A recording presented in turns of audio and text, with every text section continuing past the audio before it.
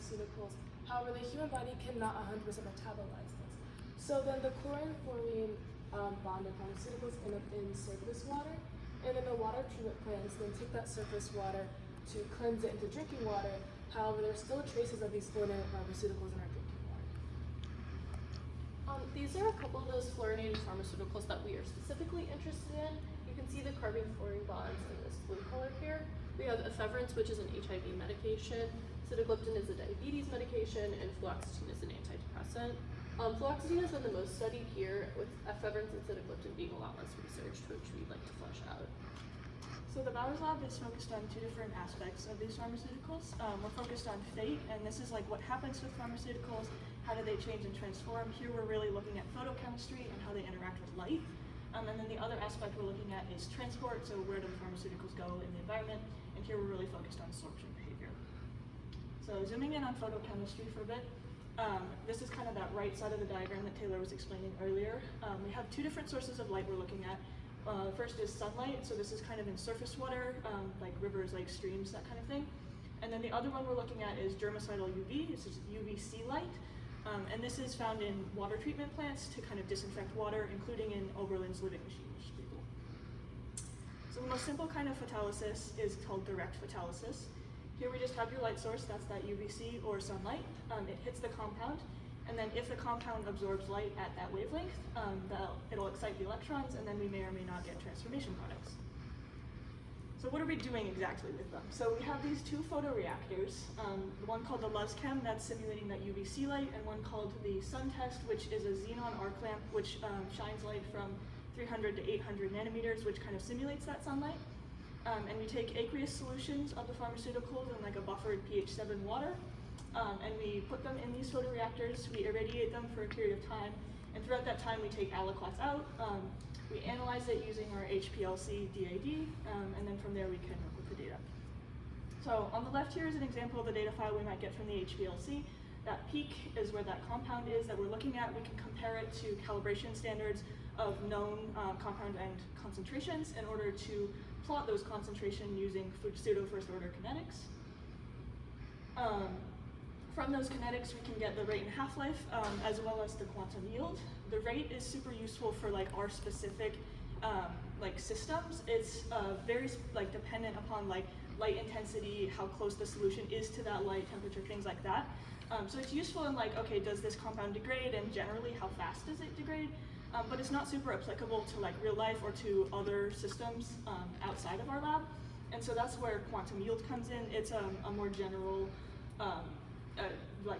measurement of these degradation, and so we use that. Some results we've gotten so far, the LUSCHEM, just about everything has degraded. On the left here, I picked a graph of the sitagliptin, but most of them looked roughly similar to this. This makes sense. Most compounds do absorb UVC light. In the sun test, however, we had ephedrins, which degraded. We had the half-life of 44 minutes, and that was pretty standard. But the sitagliptin, interestingly, didn't really degrade. There's like a very slight degradation, but really not much happening. And when we ran it through the UV vis, we actually saw that sitagliptin didn't really absorb light from that 300 to 800 nanometer range, which would make sense then why it wouldn't degrade through direct. So as a result, we're kind of looking at it in indirect photolysis.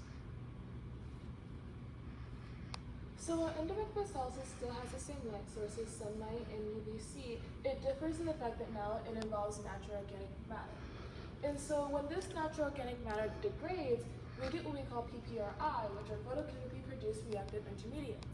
So there are actually tons of these PPRIs in one reaction, and as each individual one reacts to our pharmaceutical, we get unknown products, and this makes it rather unproductive to look at it from this larger state.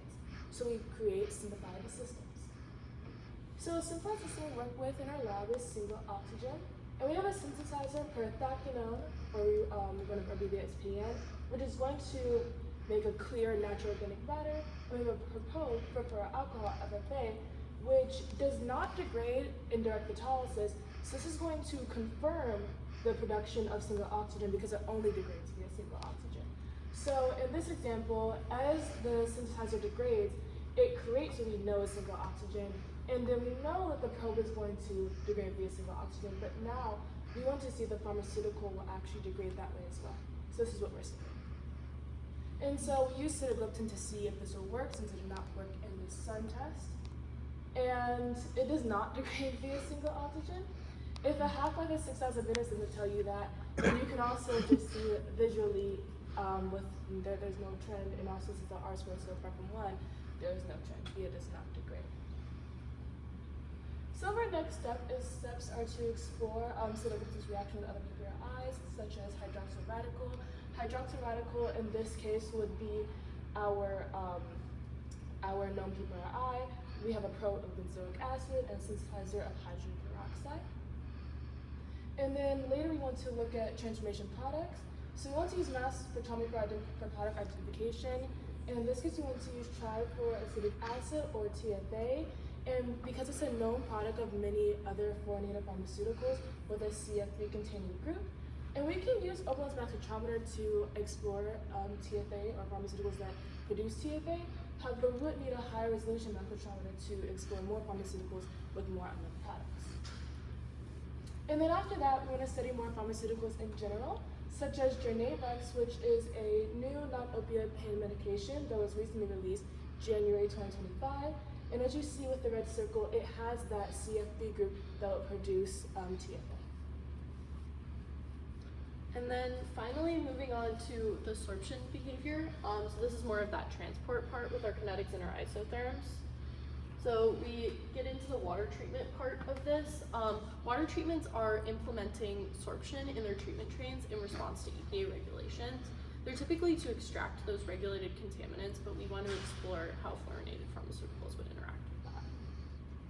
So some background, the definition of sorption is the process of sorbents attaching to or entering the sorbents, which occurs because of electrostatic forces and van der Waals forces.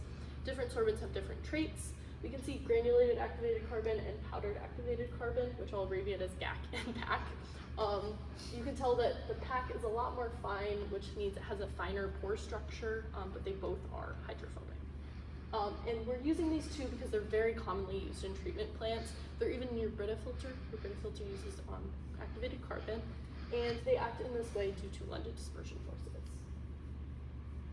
Here we have our more general sorption method that we're using for both the kinetics and the isotherms. So we'll add our pharmaceutical solution and a sorbent to our tubes. We'll put those on the rotator and take them off at predetermined time points. We'll filter out our aliquots through a syringe filter to take out that GAC and PAC, and we'll analyze our solution with our HPLC DAD.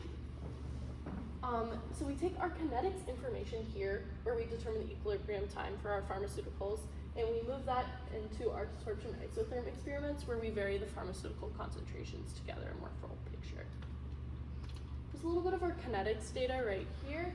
We can see that our GAC for sitagliptin has not reached its equilibrium time. We have a very linear shape here. We've actually run it for a week, and it has not reached its equilibrium time. But the PAC is a lot more promising. It has an awesome hot horizontal asymptote there at about 24 hours. Then we use that 24-hour time point in our isotherm data taken at 24 hours here. We fitted it with a Freundlich isotherm equation, giving us this linear form, and the slope is a KF value, which we can use to compare to other isotherms with different pharmaceuticals, and it'll give us a ratio between the amount of pharmaceutical that's still in aqueous solution and the amount that has sorbed to our sorbent. Finally, a couple of next steps. We want to repeat this for the other two pharmaceuticals we've mentioned, ephedrins and fluoxetine, and we would also like to experiment with more traditional PFAS, which have a lot more of those carbon-fluorine bonds, such as PFOA and PFBA. We'd like to thank Professor Bowers. We'd like to thank past lab members at Berlin College, the Department of Biochemistry, and Oberlin College for funding. Anyone have any questions?